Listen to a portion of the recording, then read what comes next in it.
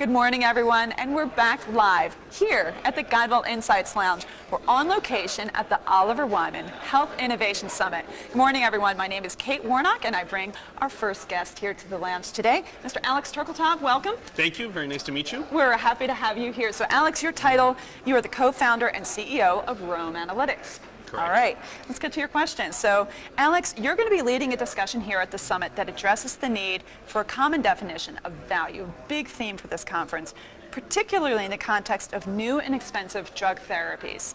How do you find that common ground, especially when popular opinion is in play?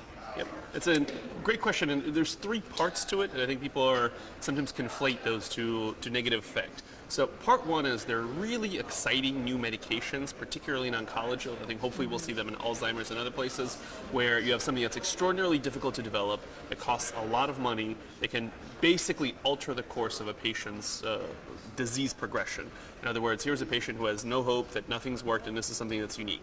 In those cases, if we're honest about it, the prices of those medications understate the actual value those medications deliver. Mm-hmm. Because if you have a small child who, God forbid, has a stage 4 leukemia, something like that, and there, I think the arrangements are fairly straightforward, which is that the company charges a large amount, it gives you a refund if it doesn't work. And you're seeing this, Novartis is starting to do this, we'll see what Gilead does with this program, but there it's fairly straightforward. Number two, you have conditions that are chronic conditions that involve multiple comorbidities. This is sort of managing your diabetes, your heart disease, and so forth. There it becomes much more difficult because it's not about one drug or one treatment. It's about a whole series of treatments. Right. And the way to get to value there is you need to make sure that you're incentivizing physicians to think holistically about the patient progression. The best way to do that is to cap overall spending per patient. And say, we will pay you X amount of money to manage this particular disease, and you, the provider, figure out all the mixes that go in there. And then the third part, and this is I think what drives the media crazy and creates a lot of the controversy, although it's less interesting, is when you have a drug that's been in the market for a long time, maybe is even off patent, and has ridiculous pricing. And then you have, EpiPen is a good example. There's a bunch of other drugs. And I think it's important to separate those and to have a language about the one-time miracle therapies, the long-term chronic conditions, and the stuff that really is indefensible, which is around generics or older medications. Right. It really, so something that you said, it's really about aligning incentives, though, isn't it, to really find that value?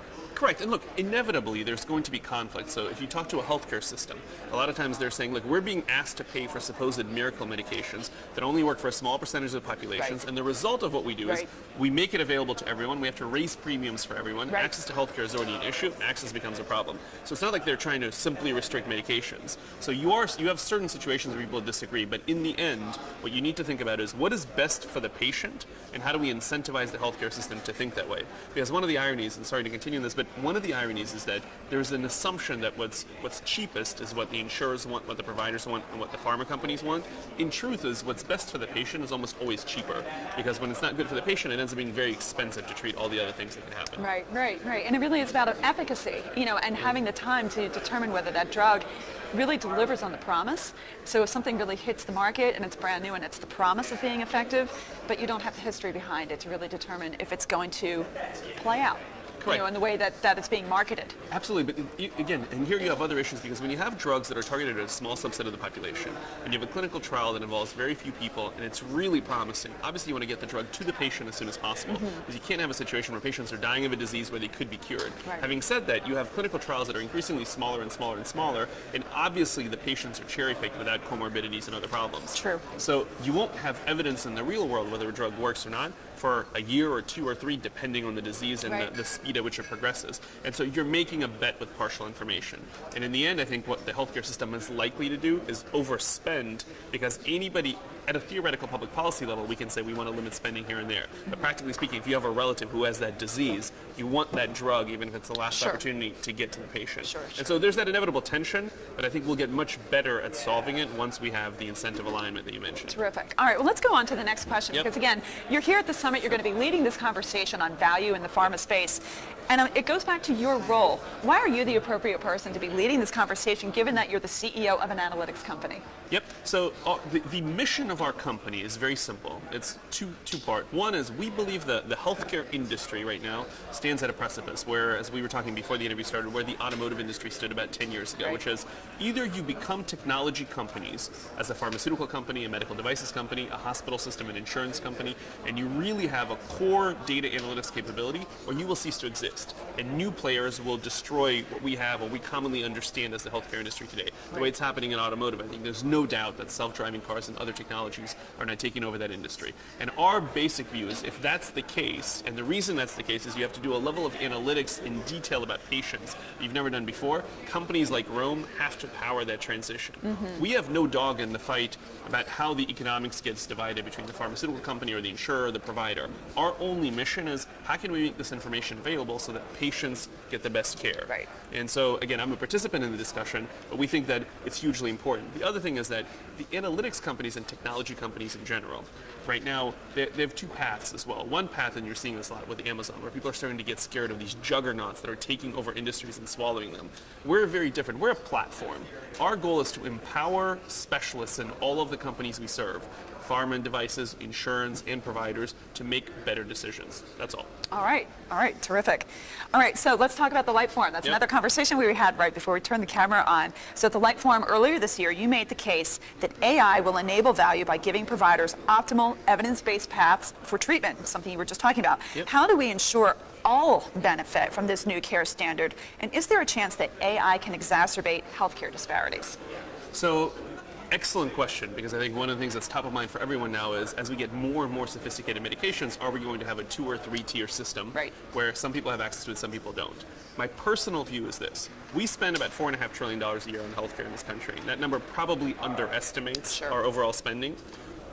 It's hard to estimate how much of that is wasted, but because incentives aren't aligned and we're giving patients things they don't need, we don't understand their holistic condition, we're not incentivizing people to focus on outcomes, we're probably wasting $750 billion to about $1 trillion a year.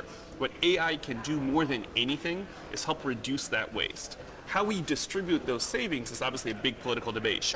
In my view, a lot of that money should be spent on providing access, making sure people have access to those extraordinarily expensive medications when they need them, etc. But the core of doing that is creating a system that allows you to give what people need when they need it. That's the real question behind AI. If you look at the third world, developing world, where there's huge shortages of doctors, you see an even better story where artificial intelligence can start replacing a lot of doctors and providing insight. So if you live in rural India and your child has an infection, you don't have access to a doctor, you should be able to eventually use an AI-assisted mobile device that can provide at least guidance when you need to spend those 3 days away from your farm driving a kid to a hospital. So in my view, it's a huge leveling impact. Where the differentiator starts happening in terms of economics is if AI can help develop really expensive drugs, as it's been helping, will everyone have access to those drugs? And again, to me is the more we save elsewhere, the more we'll be able to afford to provide those drugs to people who need them. All right, my final question for you, it really kind of pivots off your response. You know, something that we realize is the underrepresentation of all people, all populations. And you mentioned the stratification of care, stratification of income that we're seeing more pervasive. How is it that we really begin to capture social determinants of health as data and really bake that into the decisions, the algorithms that are then being built?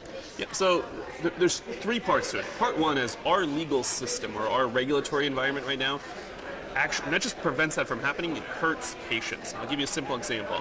If you take a big data set that tracks people's behaviors, their socioeconomic status, etc., and you de-identify it, you cannot combine that with a de-identified healthcare data set because the risk of re-identification under HIPAA is so high or unacceptably high. So 2 de-identified data sets will never be part of the same analysis, even if the risk of re-identification is very low.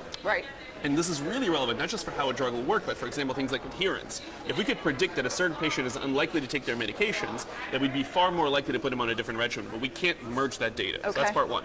Part 2, the biggest differentiator between people who come from disadvantaged minorities or disadvantaged parts of our country in terms of their health outcomes versus others is not really the healthcare they get, but how they get to the healthcare system in the first place. They eat terribly. They tend to be more obese. They tend to have a number of other problems. So by the time they get to the healthcare system, it's already much harder to manage their health. And so the biggest burden is on the food companies, on the education system, on the government to think about how do we make sure everyone has an opportunity to eat healthily and get there with a better outcome. That's number 2.